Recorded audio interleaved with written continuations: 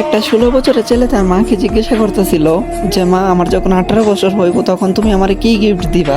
তখন তার মা মিষ্টি কণ্ঠে বলতেছিল, বাবা, তোমার যখন 18 বছর বয়স হইব তখন তুমি চাই আলমারি খুইলো, ওইখানে তোমার গিফটটা রাখা থাকবো। কিছুদিন যাইতে না যাইতে এই ছেলেটা অসুস্থ হয়ে পড়লো। তখন তার মা তারা নিয়ে ডাক্তারের কাছে গেল। তারপরে ডাক্তারে অনেক পরীক্ষা নিরীক্ষা করার পরে জানতে পারলো যে ছেলেটার 2টা কিডনি ড্যামেজ হয়ে গেছে।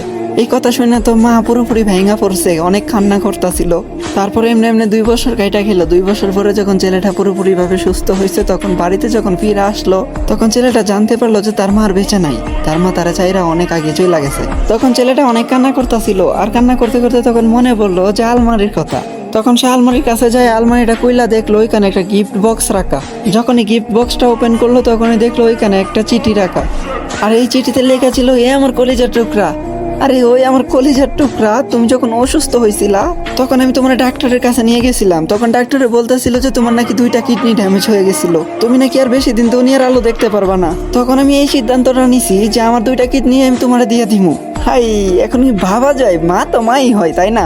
হে আমার কলিজার টুকরা, তোমার কি মনে আছে যে তুমি বলছিলা তোমার 18 বছর হইলে আমি তোমার কি গিফট করবো? হে আমার কলিজার টুকরা, হে আমার শেহজাদা, আজকে তোমারে আমি আমার 2টা কিডনি দিয়ে যেতেছি। সবসময় নিজের যত্ন কইরো, সাবধানে থাইকো।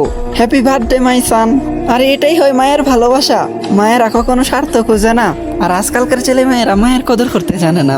আরে ভাই, সময় থাকতে মায়ের কদর কইরো, হারায় গেলে কিন্তু